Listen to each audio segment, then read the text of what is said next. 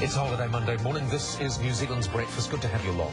Striking back-to-back hurricanes Katrina and Rita were catastrophic for the US city of New Orleans, as you would know, especially for tens of thousands of families already in low-income housing. Well, on a recent trip to the Big Easy, travel reporter Megan Singleton found a heartwarming project being run by Habitat for Humanity.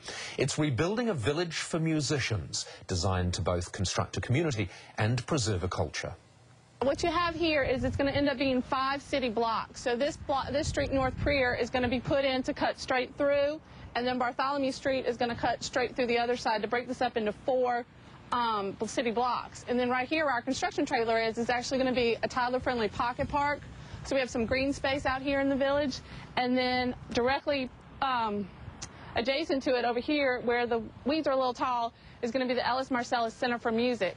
That'll be like a community center, performing arts area for the musicians, you know, that live here and in the area, to kind of keep that heritage alive and going. Musicians are going to have the hardest time coming back to our city because rents have tripled, you know, and they need to have the stability of home ownership. And so some families sponsor these homes individually? No, the family names are actually the people who are going to receive the homes. Oh. They all have, Baptist Crossroads sponsored a lot of these right here.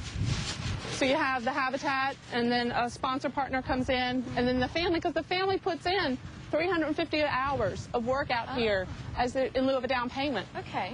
If they have an issue that they can't do on-site construction because it's too difficult or they're disabled or something like that, yeah, they can do office work. Okay. Many of our musicians will perform at events for us for hours. So there's just a lot of things we can work with them to be able to accomplish what they need. Yeah, it's great. And do they get to choose these amazing colors? They do. Like boat sheds all lined up down the street. Yes, those are colors that are very indicative of New Orleans architecture. So we have about 13 or 14 colors they can choose with coordinating trims. So these are a lot that are just finishing up and people are just starting to move in.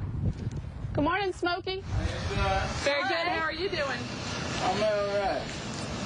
You listen to that Bob. Oh, you listening to Bob on the radio? Bob French, that lives in the left side of this house, is also a radio personality. So he's listening to his program. Oh, cool. And Smokey is waiting patiently for his home, which is on the last corner. So today you're moving in? I'm moving in today. Today's the big day. Today's the big day. And how long have you been waiting for this? Since the beginning of the year, January. Yeah. Did they start building this in January? They started building it in maybe February. February, and it's now September and you're in. Yeah. Where have you been living before then? Houston, Texas. Marrero, Louisiana. And I've been living in New Orleans East. Okay. Come on in to my place. Oh, how exciting is this? Yeah. Great. Smells new. Yeah. Yeah, the paint is fresh, and this is my kitchen. They just delivered my refrigerator and stove yesterday. I'm excited to get it all plugged up and hooked up and cook my first meal in here. Cook your first meal, stock it up, man. Put some beers in there. Yeah, put plenty of beers in there. Yeah.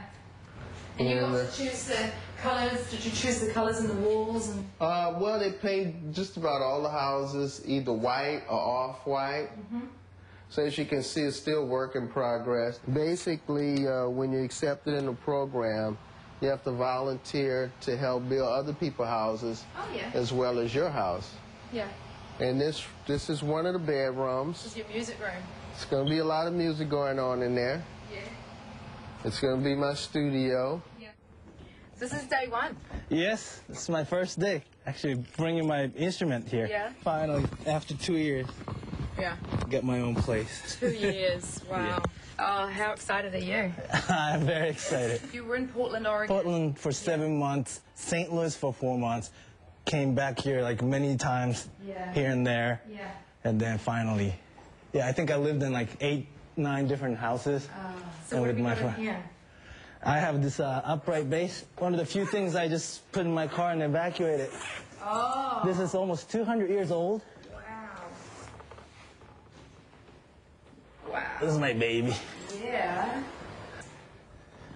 So this is your baby? Yes. This is something that nobody can replace. Yeah. How old? Between 150 and 200 years. Wow. Austria based. Yeah.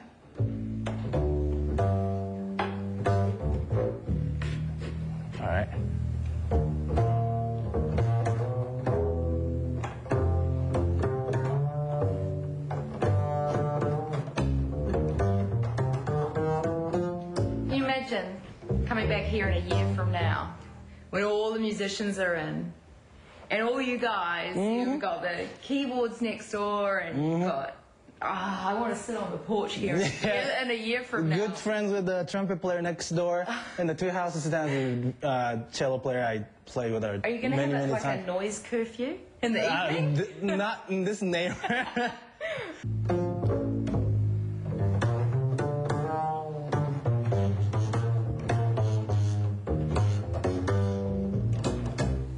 Puts you in a good mood for the morning, that jazz, doesn't it? Well, I love a double bass.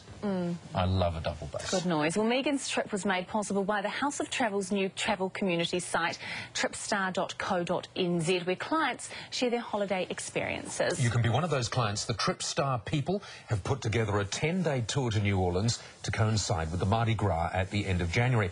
You will also spend 4 days helping rebuild the Musicians' Village. How good is that? You will also experience many of the main attractions of the Big Easy in this all-inclusive package.